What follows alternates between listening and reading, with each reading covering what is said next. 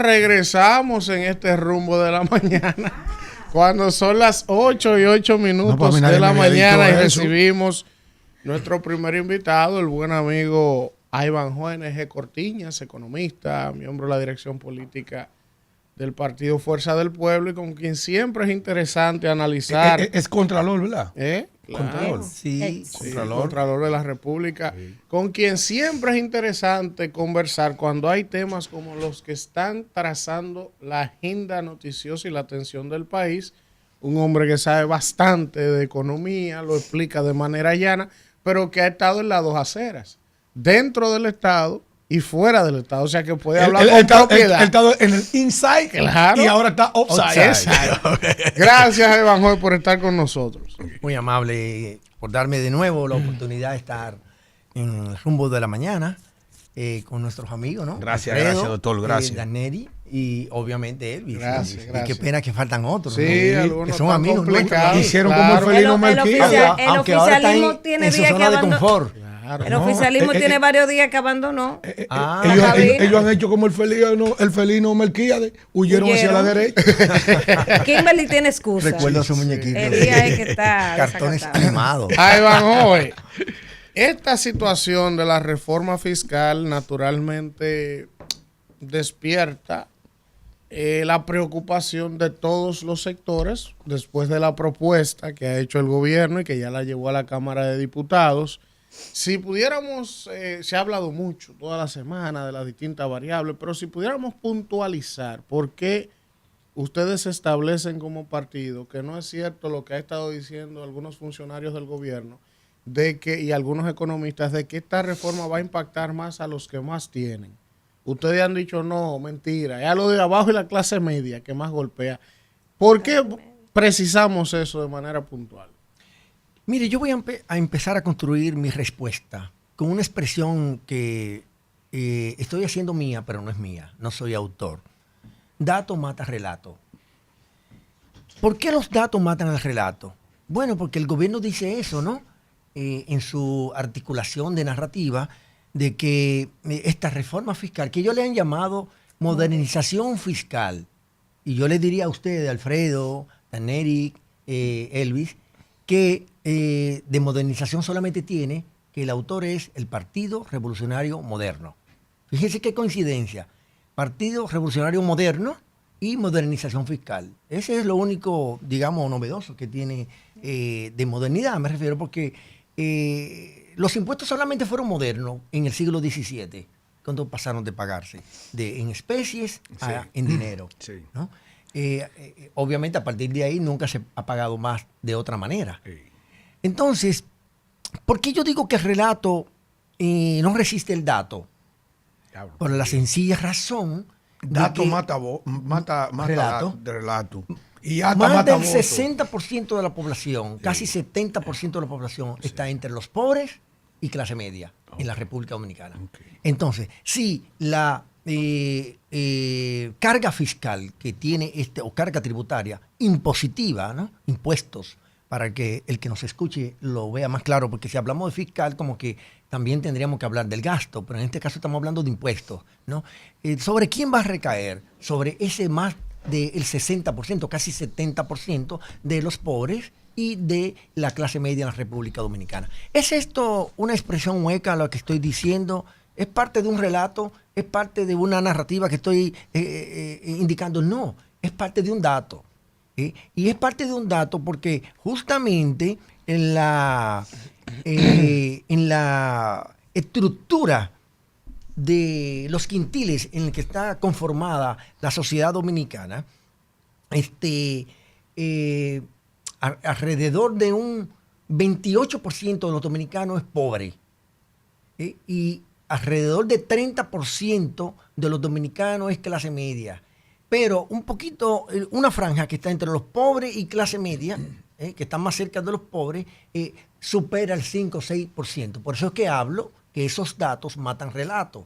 Porque si estamos hablando del IPI, ¿quién lo va a pagar? La clase media. Si estamos hablando de que la botella de agua, esta botellita que tenemos aquí, va a pagar el 18% de ITEVI. O el botellón que es el que consumimos casi en todos los hogares dominicanos, también va a pagar el 18%. Usted va a comprarse a partir de enero, si logran aprobar la reforma, compra una libra de yuca, o bien una libra de habichuela, o bien una libra de carne de res, sí, o el de pollo está cerdo, exento, pero... o bien papa, aceite, una cantidad inmensa de productos que forman parte de la canasta básica familiar del día a día de nosotros los dominicanos, va a pagar el 18%. Entonces, ¿qué comemos los dominicanos? Bueno, lo que tipificamos como el plato nacional, la bandera. Arroz, habichuela y carne. Yo he dicho que el PRM con esta reforma fiscal brutal va a promover aquí un concepto que, aunque existe en economía, lo va a poner de moda, que es la reduflación. Ese plato de comida... Explíqueme eso. Reduflación. Reduflación. Tengo 48 años y nunca había escuchado ese Pues término. mire, le digo, para que lo vea así de una manera muy rápida y muy gráfica y llana y coloquial. Sí. Cuando hay incremento de precios, cuando hay inflación, el de abajo, el que tiene pocos recursos, ¿a qué acude? Bueno, como no puede aumentar sus ingresos, porque no lo puede aumentar, ¿no? ¿Qué? Baja la calidad de los productos que consume. Sí.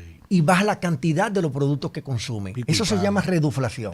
Pico y pala. Entonces, ese plato de la bandera nacional, que es arroz, habichuela y carne, se va a reducir en un arroz blanco y algo de pollo, que va a estar exento de impuestos, o huevo. Entonces, pero ni siquiera habichuela va a poder ponerle, porque la habichuela tiene ITEVIS, va a tener ITEVIS, ¿no? Que ellos han querido ponerle o van a tratar de ponerle, cambiarle el nombre y del impuesto a la transferencia de bienes industrializados, le quieren poner el impuesto del valor agregado, como para que la gente no le dé tanto miedo, no olvidándose ellos, que quien trajo el ITEVI aquí en el país fue Jorge Blanco. Sí. Entonces, quien va a traer el IVA aquí va a ser el PRM. Esa es parte de la modernidad que ellos le llaman, ¿no? Porque modernización hay que decirle a la gente fiscal.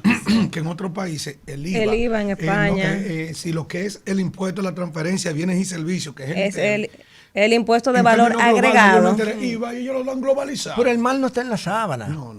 El IVA es lo mismo que el ITEVI, pero el pueblo dominicano es como cuando le pusieron un nickname. Sí. ¿Quién conoce el tramo de la George Washington que se llama Francisco Alberto Camaño? ¿Quién lo conoce como tal? Nadie. La Avenida del Puerto. La Avenida del Puerto, sí. o un tramo de la Winston Churchill. Jiménez Moya. ¿Quién lo conoce? Todo el mundo le dice la Churchill. No, y la Sarasota, Enriquillo. Lo propio. Sí. ¿Te das cuenta? Entonces, el mal no está en la sábana. No importa que los amigos del gobierno quieran ponerle IVA a lo que es el ITEVI. El pueblo dominicano va a sufrir las consecuencias. IVA no va.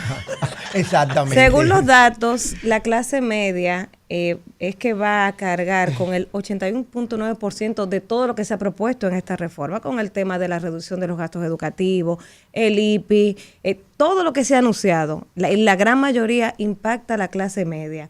Y ha salido mucha información esta semana y se dice que aquí se baten cerca de 500 mil millones de pesos al año.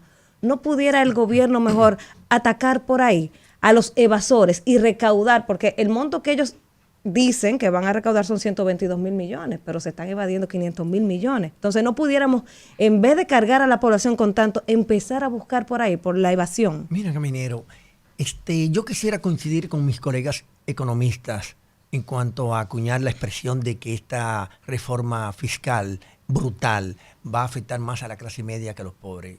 Para mí eso no tiene sustento. Y como digo, dato mata relato. Yo le voy a plantear lo siguiente. De los 122 mil millones de pesos que pretende recaudar el gobierno con esta reforma, ¿cuántos son del ITEVI? Alrededor de 75 mil millones. Entonces estamos hablando del 61, 62% del total. ¿Quiénes son los que consumen más productos de bienes y servicios de la canasta básica? Los pobres. Pero no porque lo diga yo, es porque lo dicen los datos oficiales. Mire, de la canasta básica, el 47% de los gastos de los pobres se gasta en comida. Y la clase media, ¿usted sabe cuánto gasta en comida? 23%.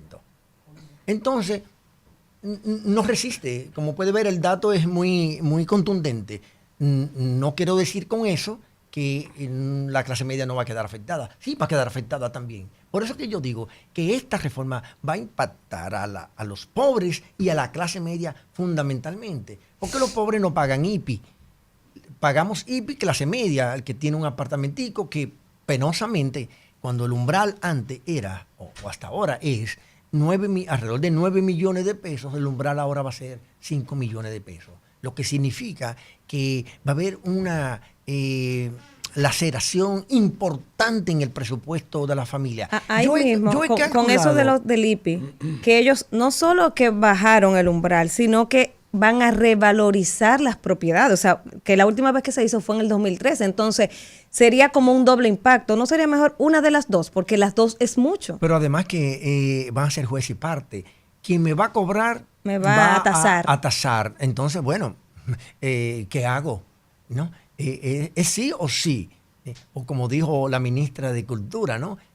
Para los que viven en Torre. El pago del el área común en mantenimiento. Sí, pues parece que ella cree que todo el mundo vive en Torre. Por supuesto, no sabiendo que la gran mayoría del pueblo dominicano no tiene terraza.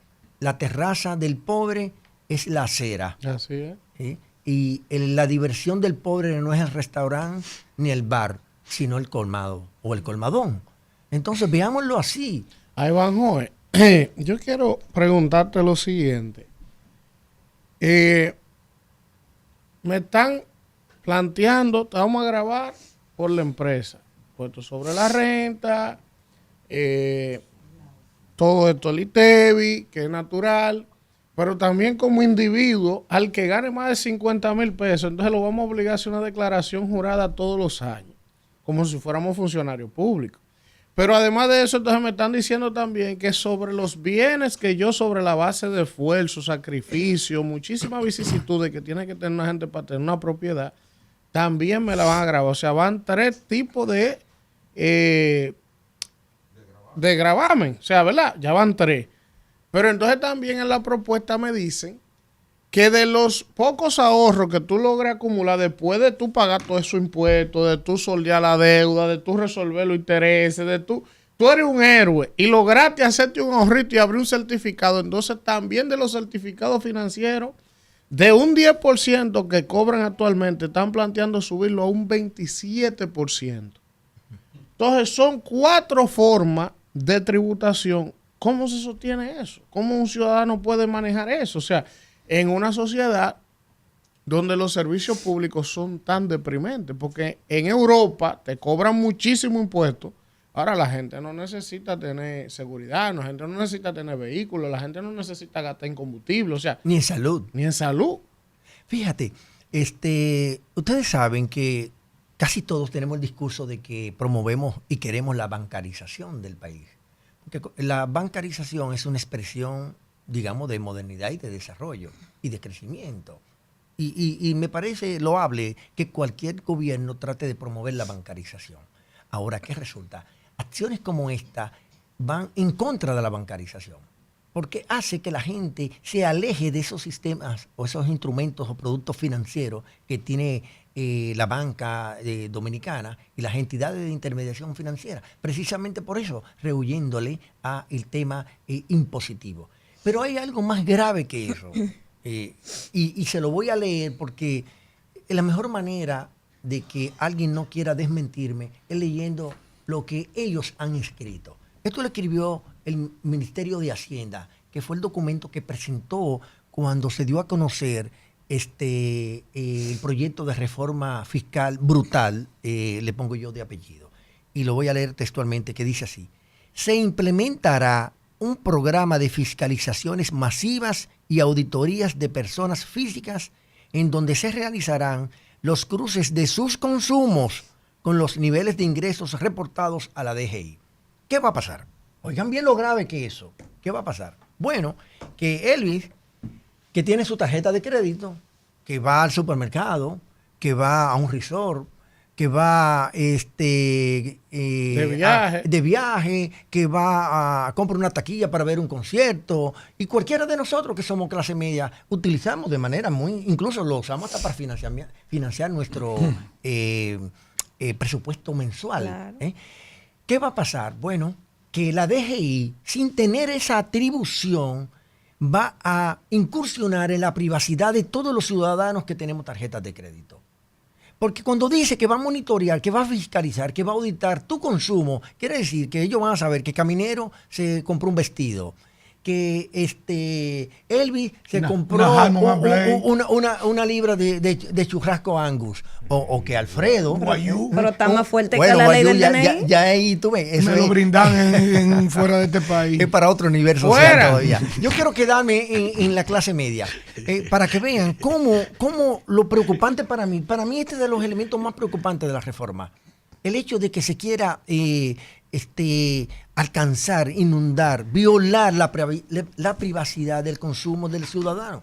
Ahora que hemos estado hablando todos estos días, ¿no? Pero ¿con qué fin ellos van a...? Con el fin de saber si Caminero, si ING, si Castillo, si Cruz, estamos evadiendo impuestos. Ahí está Antonio. O sea, si yo me compro un churrasco... Si tú consumes mucho y no reportas mucho impuesto, tú te evadiendo. No, es algo parecido. Si tú consumes mucho y tú reportas poco ingreso, te van a decir, pero ¿de dónde que tú consumes? Si tú lo que me estás reportando es que te ganaste, por decirte un número, 40,000 pesos al mes, o 642,000, que es lo que ellos están estipulando. A partir de los 642,000, entonces viene esta disposición que ellos quieren implementar. Ahí van, Eso es peligroso para mí. Ustedes como comunicadores deben de ayudarnos a nosotros los que estamos interpretando estas cosas. Que esto es un tema delicado. No. Porque que la DGI sepa que nosotros, todos los que nos están escuchando ahora mismo, que la mayoría tienen tarjetas de crédito, la DGI va a saber lo que consumimos nosotros y los montos que consumimos. Es decir, que si se filtra una información, si tú te tomaste un whiskycito por ahí, porque bueno, tu cumpleaños, con todo tu derecho. Ahí también hay otro problema. Se va a incrementar entonces el uso de efectivo. Ahí viene lo de la informalidad. Ahí viene lo de la informalidad. Esa es otra acción. Que se va a incrementar el uso de efectivo. Que aleja la formalidad, o sea, aleja al ciudadano a la formalidad. Porque en la medida que si uno va a una cabaña, la mujer de uno se va a enterar. No, porque tú si la pagas. Si tú lo pagas con la tarjeta. Y te fuiste para Boca Chica. Pero eso siempre a Juan Dolio, a pasarte una tarde feliz. La mujer tuya tú está bien. Eso siempre ha existido. Ahora, Alfredo, no le metas eso a la reforma. No conozco ningún amigo que pague con tarjeta en una cabaña. Déjelo. Tú te vas a pasar una tarde feliz ahí a Juan Dolio. Pero obligado. Eso es otra cosa. Pero no necesariamente con mujer. No, yo quise pasarme el día entero allá. Poner los pies abajo en un hotel ahí de Juan Dolio. ¿Por qué no se lleva a la esposa? No solo a meditar. Entonces cuando venga Rick y que me tiren la vaina, mira, explícame. Alfredo, lo que quiero para conectarme con la pregunta no, es peligroso también. Es que eso aleja al ciudadano. Vamos, que me toca a mí. Hacia ir a la formalidad. Vamos. La aleja porque entonces ¿qué hace? El efectivo. Voy a consumir menos con tarjeta. Voy a pagar más con efectivo. Caleta. Y naturalmente el comercio que te vende a ti ahí también mismo, tiene más posibilidades de que aumente la evasión. Ahí mismo, Iván Joel. Pero entonces, siendo así, hemos visto declaraciones de los industriales, hemos visto declaraciones del CONEP, hemos visto declaraciones de los roneros, de los cerveceros, todos los sectores, ¿verdad? En los hoteleros. Pero entonces también partiendo de lo que estamos analizando en esta conversación, la Asociación de Bancos de la República Dominicana tiene que alertar de las implicaciones que tendría, porque si es así la gente va a poder entonces comenzar a decir, mira, todo mi certificado, dámelo. Ven, yo no voy a pasar cuarto, no me deposite, entrégamelo. Porque eso es lo que propicia, ¿no es de eso que estamos hablando? Sí, pero yo creo que en el caso de los bancos, ellos se manejan con mucho más prudencia porque es un sector más delicado. Y va a ser difícil que usted escuche a la ABA, que es la Asociación de Bancos de la República Dominicana, pronunciarse en esa dirección. Estimo yo no soy ejecutivo de la asociación, ni siquiera soy asesor, pero pienso que por el tema prudencial serían cautos. Yo sí creo que hay unas 9 a 11 organizaciones empresariales que se han pronunciado en contra del tipo de reforma. Pero y la ABA no puede hacer un lobby, por lo menos, No, aunque no sea pero- público. no. Público. Bueno, que no soy banquero. No Público puedo- no lo puede decir. No soy Pero banquero. debe decirle al gobierno, mira, si ustedes fui- aplican fui- eso así, eso va a provocar una situación al sistema. Fui regulador. Fui regulador. Ojo, mire, déme hacer la de chimoso en la mañana de hoy. ¿Cómo así? Oh, te voy a decir. ¿Qué es eso? Dice Magín Díaz, Del rumbo a la mañana. sí, cuidado. es director general de impuestos internos Sí. del pasado gobierno, que él apoya la reforma fiscal y califica de un hombre valiente al presidente de la República, Luis Abinader.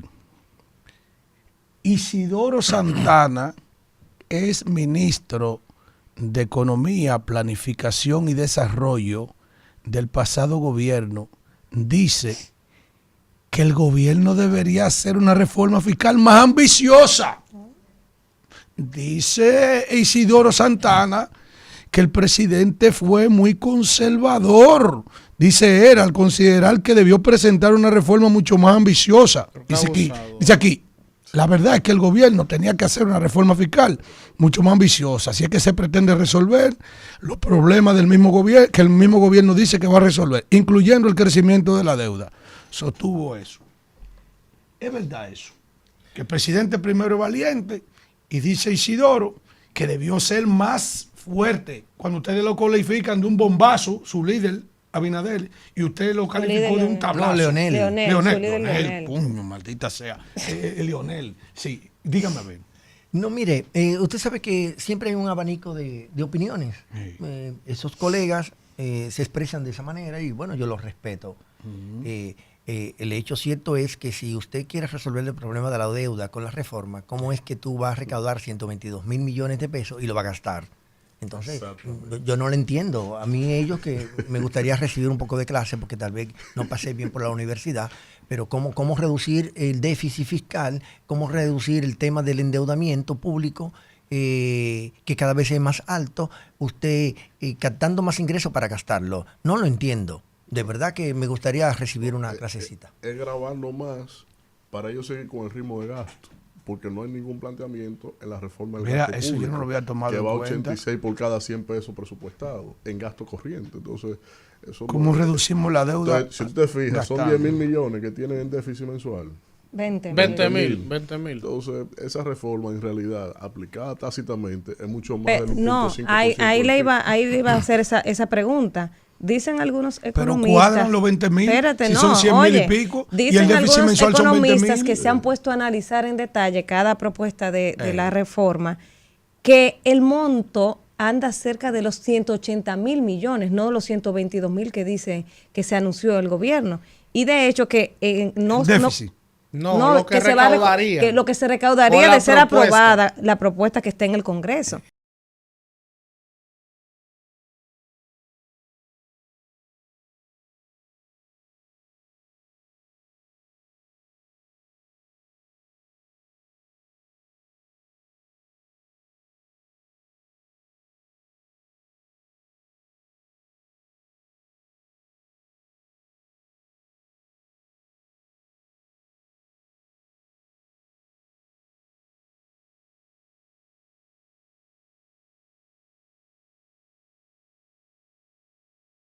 Mil, 11 mil millones de pesos, ahora no recuerdo el monto, que estaría destinado para aumentar los gastos de salud. Sí, 10.000. Y 11 mil más para La policía. Aliméntate.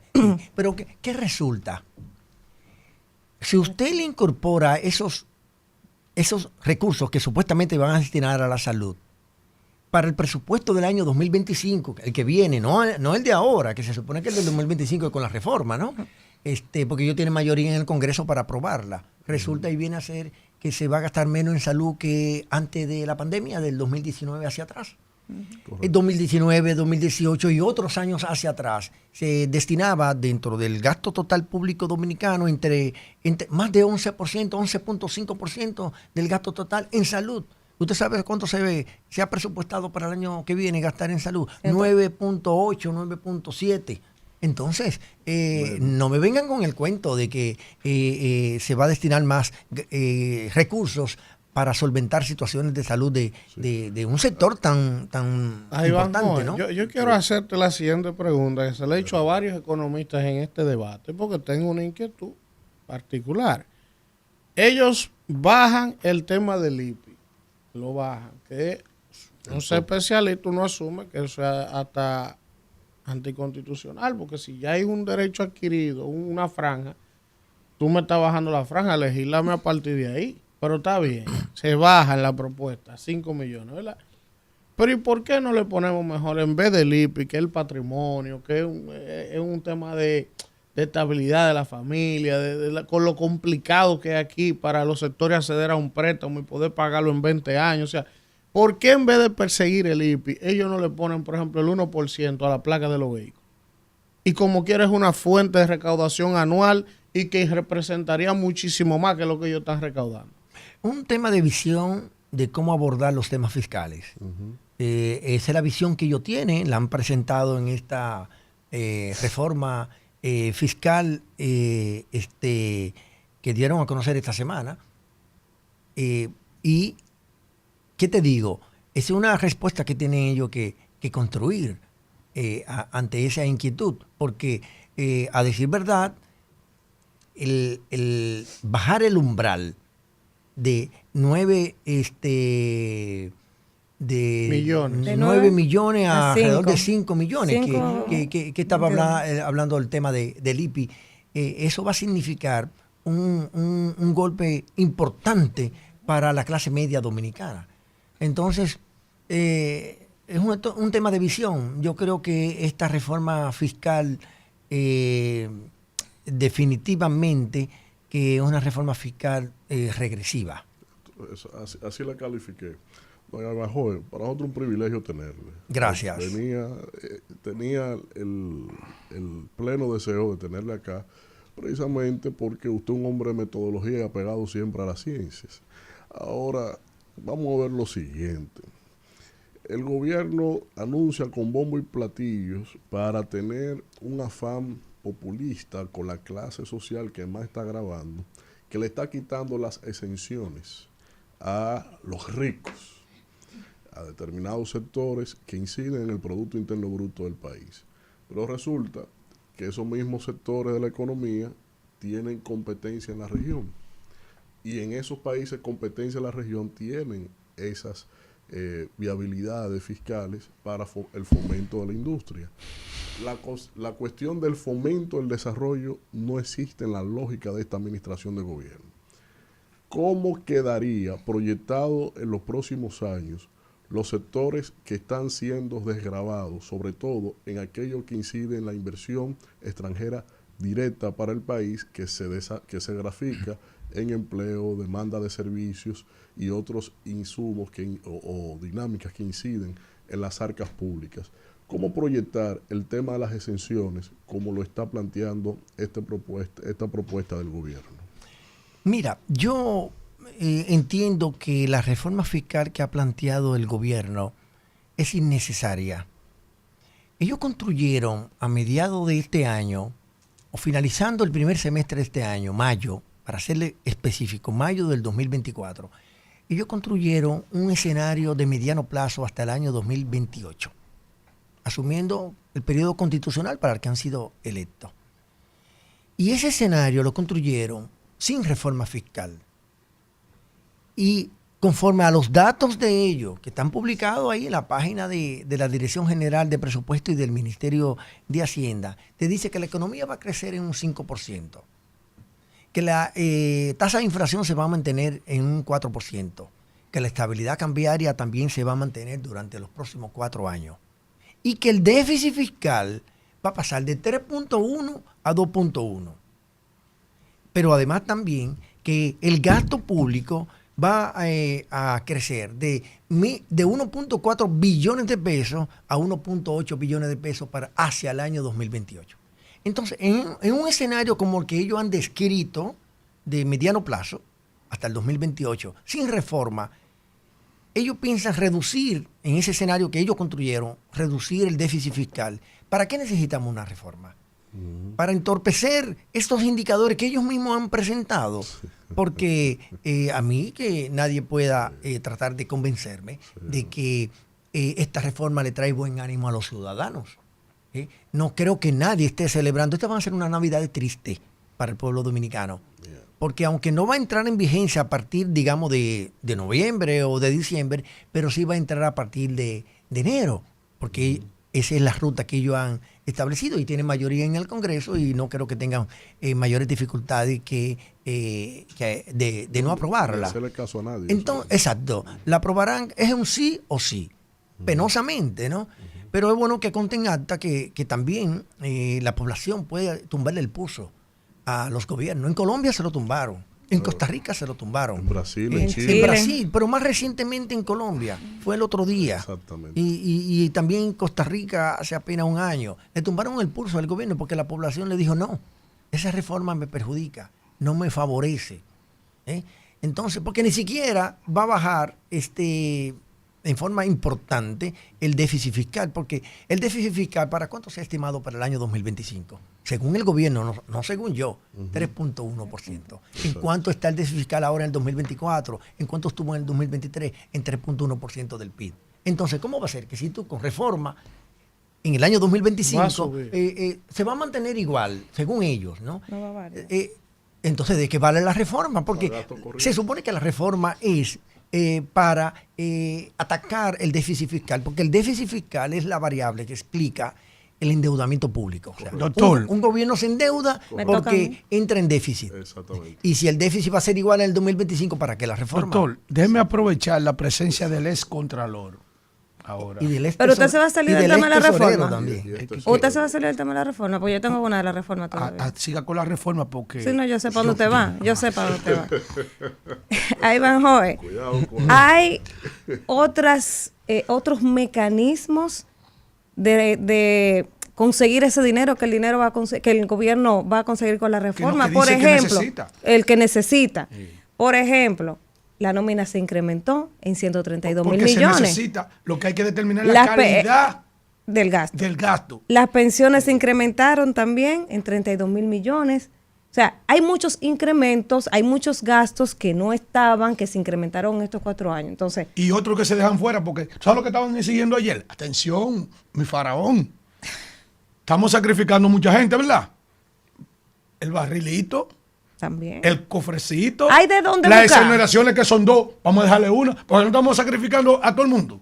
Es decir, A todos, dentro de como los la reclamos moda. que estaban ayer, porque es bonito escuchar la sociedad. Es que, mira, doctor, ¿es necesario o no la reforma? Para mí no. Para usted no. Para mí no. Pero los recursos se necesitan. No sé, Hay de dónde para buscarlo. conjurar el déficit. Sin una reforma. Alfredo, parece que no he explicado bien, porque yo aquí estoy diciendo que es el gobierno en ese escenario que construyó para hacia el 2028, Ay, caramba. que dice que va a bajar el déficit a 2.1%, que dice que Sin los reforma. gastos sin reforma, que los gastos van a aumentar de 1.4 billones de pesos a 1.8 billones de pesos, es decir, 400 mil millones de pesos más va a gastar, y que le van a ingresar de 1.2 billones de pesos, le va a ingresar 1.6 billones de pesos hacia el 2028 sin reforma. Sin reforma. Entonces, tomándole la palabra, Es una reingeniería del gasto. dato mata relato. Dato mata relato. Dato mata relato. Los datos del gobierno no resisten el relato que ellos han construido. Es lo que estoy diciendo. Sí. Pero usted... Ellos me tienen enredado a mí porque ahora yo pienso que sí. Ellos me tenían ¿Usted pensando sabe a mí. por qué lo tienen enredado? Sí, me amigo tienen Alfredo? complicado. Porque gastan 11 mil millones de pesos en publicidad y han creado un relato para que el relato mate el dato. Me tienen complicado. Oye bien, esos 11 mil millones de pesos que gastan en publicidad es con el objeto. Fíjate qué coincidencia.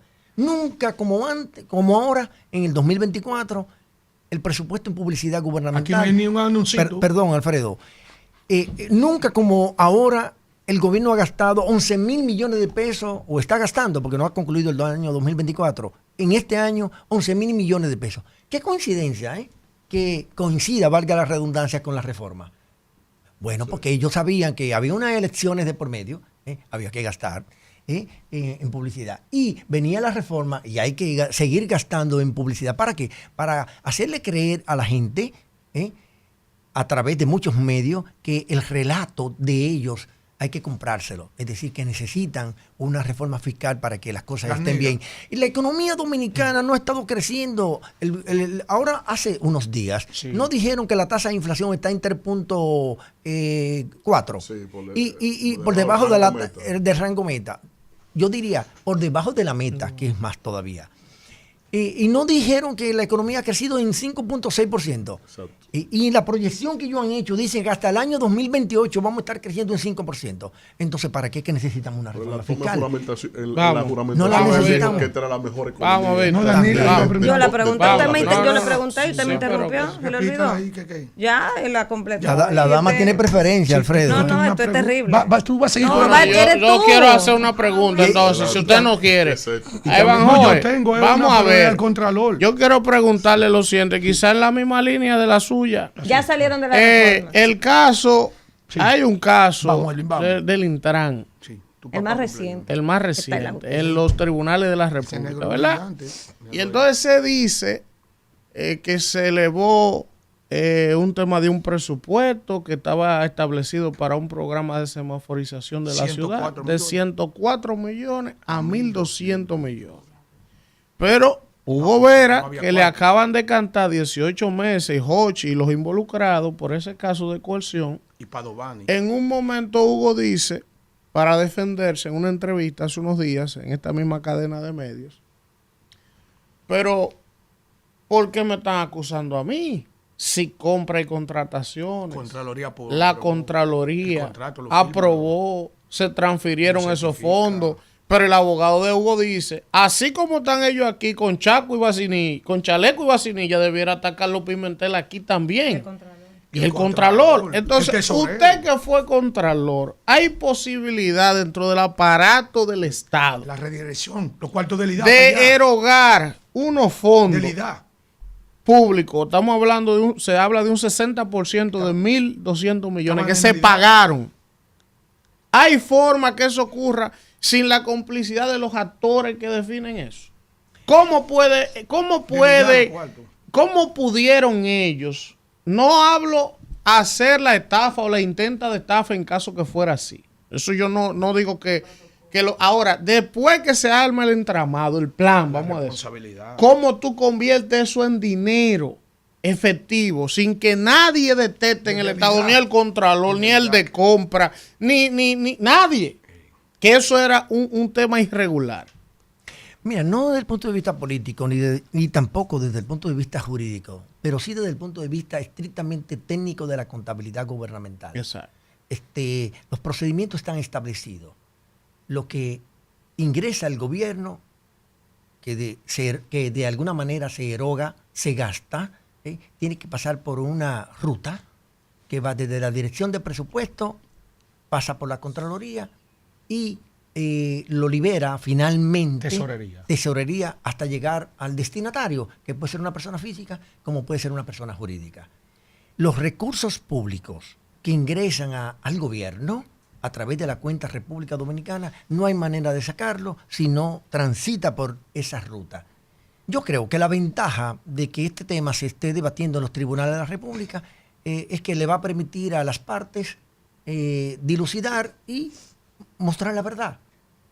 Yo no estoy adentro, no conozco los detalles, no puedo tomar partido ni a favor ni en contra de nadie ante el hecho de que no conozco el expediente completo, ni tampoco he estado en la operatividad de esas cosas y prefiero mantenerme al margen de eso, pero se supone para que sean los tribunales de la República que escuchando en un debate oral público y contradictorio pueda tomar la decisión en materia de derecho. Pero se supone que, y usted me corregirá, que en un proceso de compras y contrataciones públicas no se da si no están los fondos disponibles. O sea, tiene que haber una certificación de la erogación de los fondos, la apropiación de los fondos para que se dé. Entonces, se dio todo el proceso de compra sin estar los fondos disponibles. Se supone que el portal no te deja. O sea, si la institución no tiene los fondos, no te deja. El CIGEF. Entonces el sistema falló. La ley de presupuesto, no la ley anual, sino la ley orgánica de presupuesto establece muy claro que toda erogación tiene que estar fundamentada en un ingreso. No puede haber forma de comprometer el gasto sin que haya un respaldo en el ingreso, en este caso en la apropiación presupuestaria de la entidad Doctor, que lo solicita. Doctor, esta Tiene que ruta, ser brevemente, esta en ruta. el Congreso. Había un dinero que era en IDAC y hubo una decisión del Ejecutivo, del señor presidente, de que se busquen los fondos y le... transfiere. Que eso se hace. Eso se hace. Es ordinario. Sí, es ordinario. Sí, Con sí, el sí. Congreso. No diga eso, Eso porque yo administrativo. sé que eso es No, estamos aquí un administrativo y eso contralor. se hace. Está aquí el En contralor. el gobierno de Danilo eso se hacía y en los otros Está aquí el gobiernos. contralor. Si las de cuenta. instituciones tienen un Está el contralor. excedente y no lo gastó, Hay quíteselo y una ley déselo a de él. presupuesto y esa ley Eso no se hace. Vamos a transfiere. hablar con el ordinario. contralor. Vamos a hablar con el contralor. Vamos. El experto Entonces, doctor, para que usted le aclare al pueblo, a este pueblo, Contraloría no es quien tiene que certificar ese contrato. Contraloría. Es decir, cuando tú como publicidad, entre una empresa, te dan ya el contrato, allá, te lo aprueban allá en compra, tiene que ir a Contraloría a un proceso de certificación del contrato. ¿Cuál es la responsabilidad que hay? Porque lo que se estableció primero, después que el presidente dijo que buscan el dinero, y lo designa Joel Santos, que era el ministro de la presidencia. Y de ahí se dice, bueno, están en el IDAC. ¿Cuál es el tránsito de esa decisión? ¿Cómo es ese tránsito? Justo lo que usted dice, y apegado a lo técnico, la Contraloría es la entidad pública responsable de el estudio y registro de los contratos públicos. Vámonos, Isidro.